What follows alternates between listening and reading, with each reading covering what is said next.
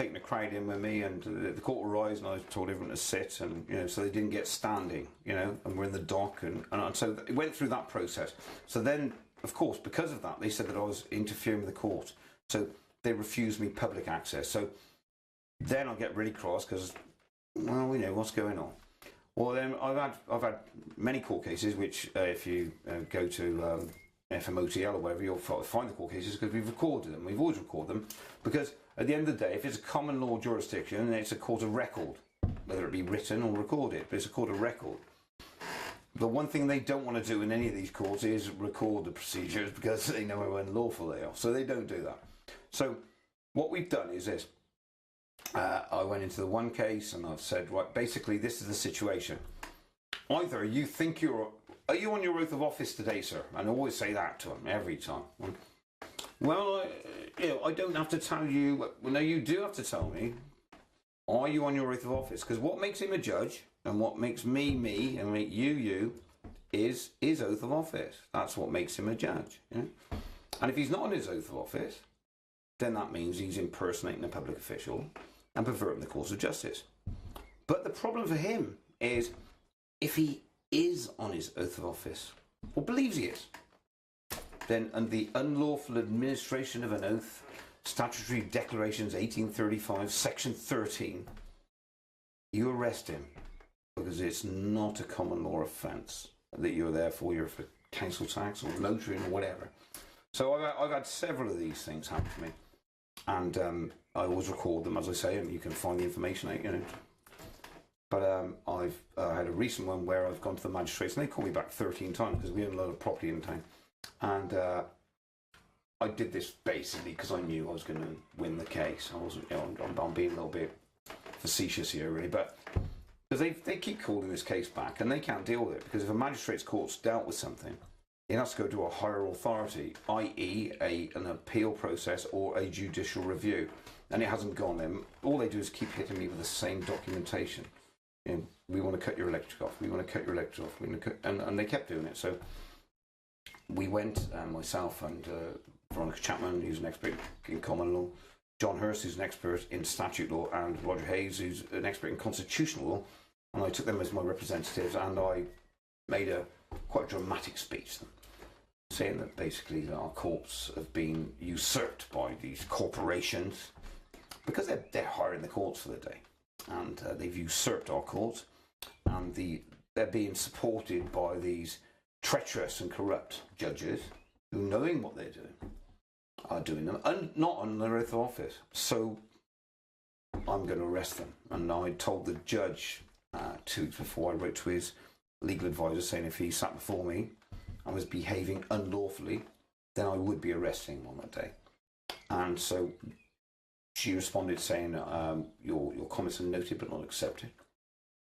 Documentation available. And so then when I turned up in court, what he'd done is he bottled it and he got 3 magistrates. Well, magistrates are just lay people. They're volunteers. Listen, man, they're just trying to do their public duty. So I unfortunately had to tell them, listen, explain the details. And unfortunately, I'm sorry, because I thought it was going to be Judge Morgan, But you're going to do your job today, or I'm going to arrest you. And so the choice is yours. And well, my words, I will arrest you if you don't do your duty. So they retired. The advantage of that was after Birkenhead, because we'd had such an awakening of what happened. The advantage was when the magistrates retired to their room, the police officers, which shouldn't have even been in the courtroom really, but I mean, we're in there.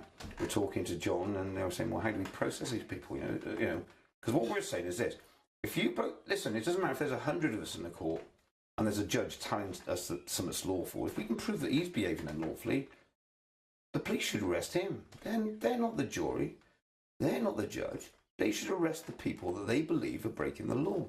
And if it's the judge, then arrest the judge. Don't come trying to arrest us lot. Because what we're doing is completely within the boundaries of the law. And so, the man you should be arresting is the man that you're helping out of the courtroom. Well, police officers, wake up. Because if you're helping a man out of the courtroom that we're trying to civilly arrest, a civil arrest is a police arrest. The police haven't got the monopoly on policing the state. It's a civil arrest process. That's all it is. But if you're helping a guy escape when we're trying to arrest him, then you're guilty equivalent of what he's been, arrested for. And we've explained this to the police. And in all fairness, from my time with the police, but in all fairness, the police are genuinely beginning to understand this. And they genuinely, listen, they're being stitched up the same as us. We've got a minority of people that paying council workers 150, 200,000 pound a year. These guys couldn't get 30 grand a year on Civvy Street. Who consented to them earning that money? We certainly didn't. Where's all the money going? Oh, it's going down the back of a settee somewhere. Listen, these guys are greedy individuals, okay? We eat one meal, drive one car, live in one house, right? These are greedy individuals who are earning way beyond their capacity. They're being neurolinguistically programmed by things like common purpose into operating in the same factions together. And we got to take them to task. And this is what we are doing. So, make no bones about it. I've had, I went to court on the one day. I mean, I've had several of these cases, and I told the magistrates, unfortunately, I wanted to tell the judge, because I wanted to arrest the judge. I did want to personally, that's personal process law. But I'm going to arrest this guy, because he's kept adjourning a case that he can't lawfully adjourn. But when the magistrates came out and they did as I'd said, so they didn't get arrested, within 36 hours, I woke up at 5 o'clock in the morning. I live in a small hamlet. I had 3 police cars and a police van at the front of my house with blue lights flashing 5 o'clock in the morning. My heavily pregnant daughter, 9 months pregnant, is wandering about the house. And I've got coppers arresting me for harassment of a council official. Well, and then when I was taken there, it was a letter that I'd written 6 weeks earlier, which I recorded delivery to them. I wanted them to read it. What's wrong with it? What is wrong with that letter? There's nothing wrong with that letter. So they kidnapped me, basically. I've put them on £1,000 each fee schedule, which the police have all. The coppers are fine. But who give the authorisation for me to be arrested at 5 in the morning for a letter written 6 weeks before? Who give that authorisation? Well, it ended up it was an inspector, and he obviously thinks that he's going to be a chief inspector or something, which is operating under common purpose and whatever. I don't even know what their game is. But at the end of the day, you've kidnapped me from my house for unlawfully at 5 o'clock in the morning and put me in custody. So after 12 hours, the first thing I do, and the first thing I advise everyone to do, okay, is just question things and look into things. Go on your own educational process. So when they took me into the police station, and they then put me in the interview room 12 hours later, the first thing I do, and I would tell everyone to do this, right, is when I went in, is say, right, okay, I will answer any questions you want. I'm not breaking the law. I'm being a lawful geezer. I'll answer any questions you want. Right? But as long as you answer one for me then, girls, because there's 2 lady police officers. It'd be really nice of you. And they said, yes, okay, that's fine. So camera, lights, action, off we go. Right? And what they said was, okay, you want to ask us a question? We're prepared to answer it. I said, right, okay. Do you know what Article 45 of the Magna Carta states? And they both looked at each other and they looked at me and they were very honest. They said, we haven't a clue. I said, fine, great. Well, we've got a real issue. Because Article 45, which is our constitutional rights, okay, not some statute, states that basically all officers, bailiffs and sheriffs, anyone who's involved in the law, shall know the law. Well, if you don't know there's a law saying that you shall know the law, you've arrested and brought me down here and want to talk about the law, then where are we going? How can we even start the conversation? Well, do you want us to get an inspector? I said, no, we've got, look, is the inspector going to know anymore?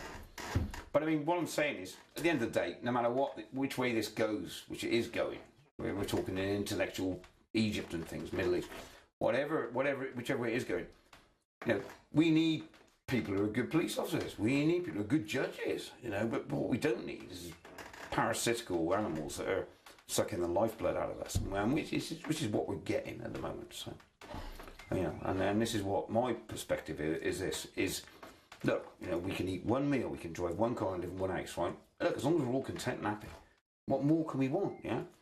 But these animals, they put a black bin bag outside my house and then they want £3 grand a year. You know, council tax list my property. 90 quid a week for a black bin bag, sorry. You know. So what I've done is I give them an opportunity to tender. So, you know, this year I've said to them, oh, I understand that you're in the market for services and you want to provide me with services. Well, I'm giving you the opportunity to tender you, and providing you provide me with references, quite happy to deal with you. And so I've given them all this shit, you know what I mean? But listen, these are all just different ways of getting to the same beast and stabbing him with a fork. And look, you know, I'll take something on board, even if I know it's a no-goer, just to see how they react. And then what we should do is, as you know, the giants that we are involved in this movement, is like Mark Stevens said, shepherdise the cases. We put them all together on a public record, and we know what we're doing. If they're operating in a different realm, and if I can get what I want from this is this, that we set, and I've got enough documentary evidence for myself, but if we set a class action up in this country, where thousands of us state that for the last 20, 30 years, we've actually been defrauded by the Bar Association and by the Law Society. And we ain't dealing with these people, because they're criminals, yeah? And we get as many people as we can on the page for that, yeah? Then when they want to deal with us, if we've not broken the common law jurisdiction of this country, they can't deal with us under statute. So we're technically a separate society. So we're talking about basically, but this is what, you know, is fascinating to me, is what the gypsy people have done. This is why, because they don't register their children. They can't get their children taken off them because they haven't given registration to them. And this is why allow them to build places.